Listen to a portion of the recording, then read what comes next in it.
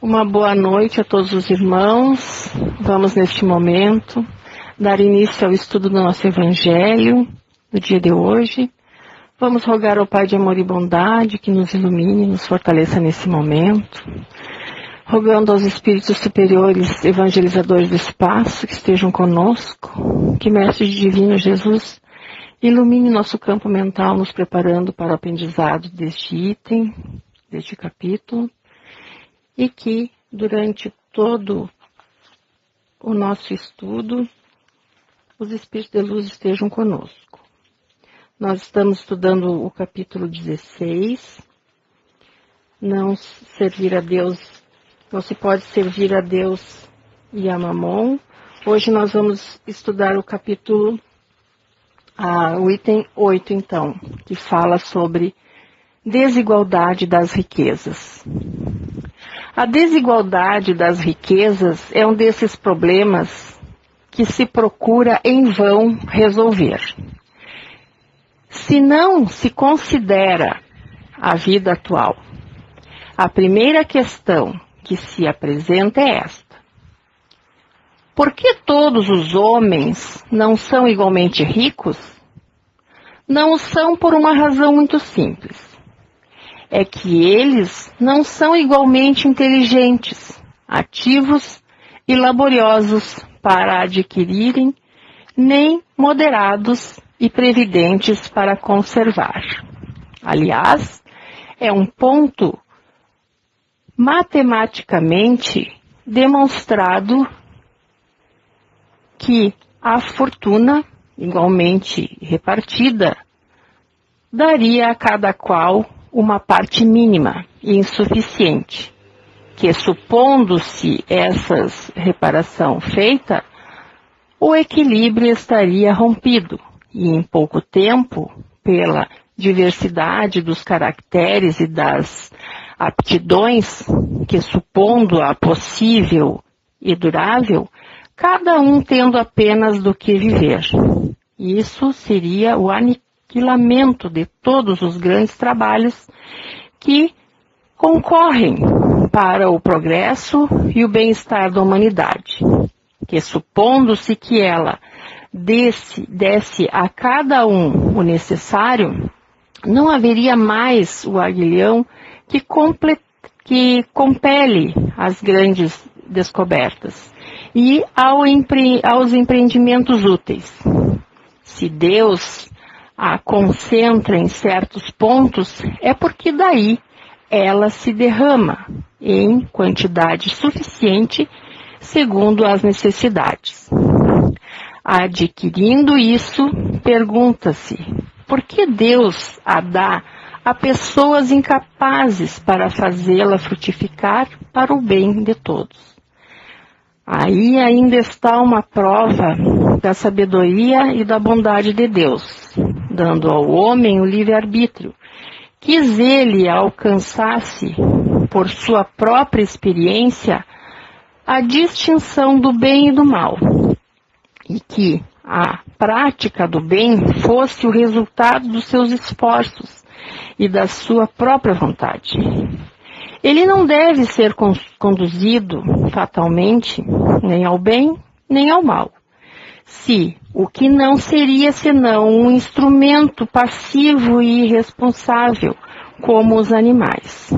A fortuna é o meio de prová-lo moralmente, mas como, ao mesmo tempo, é um poderoso meio de ação para o progresso.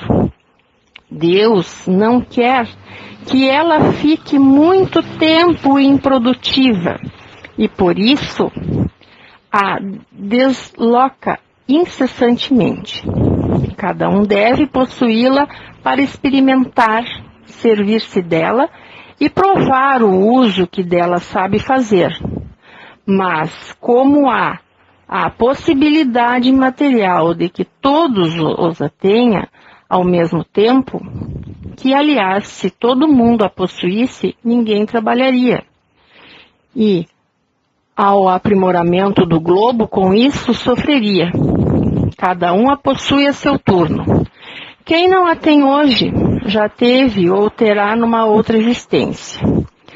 E quem a tem agora poderá não tê-la mais amanhã. Há ricos e pobres, porque Deus, sendo justo, cada um deve trabalhar a seu turno. A pobreza é a prova para uns e a prova da paciência e da resignação. A riqueza é para outros a prova da caridade e da abnegação. Deplora-se com razão o lamentável uso que certas pessoas fazem de sua fortuna. As ignóbeis paixões que a cobiça provoca e se pergunta se Deus é justo em dar a riqueza a tais pessoas. É certo que se o homem não tivesse senão uma só existência, nada justificaria essa reparação dos bens da terra. Mas se em lugar de limitar a visão à vida presente, considera-se o conjunto das existências, vê-se que tudo se equilibra com justiça. O pobre, pois, não tem mais motivo para acusar a providência, nem para invejar os ricos. E os ricos não têm mais do que se glorificar pelo que possuem. Se dela abusam, não será nem com os decretos, nem com as leis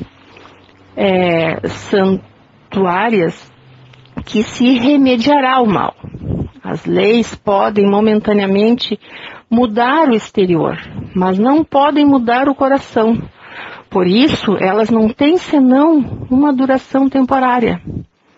E se sempre seguidas de uma reação mais desenfreada, a fonte do mal está no egoísmo e no orgulho.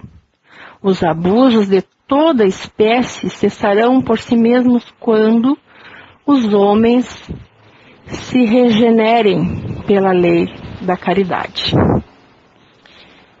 Irmãos, assim termina então esse item 8, falando das desigualdades das riquezas. É impressionante como cada vez que a gente lê o Evangelho, a gente pode ler 1000 vezes, mas cada vez a gente aprende um pouquinho mais.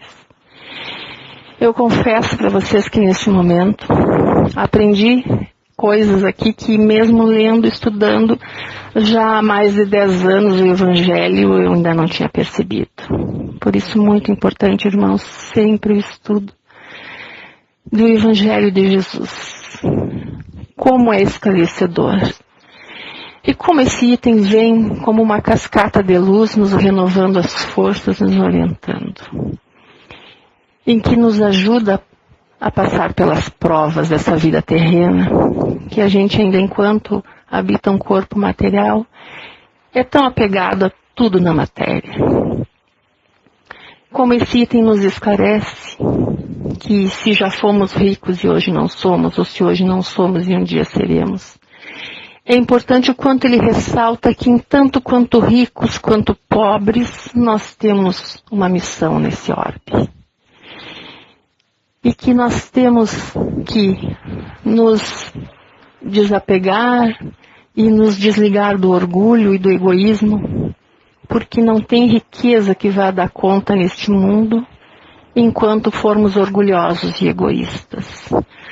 Orgulhosos porque enquanto pobres não aceitamos às vezes determinados empregos, vemos com empáfia.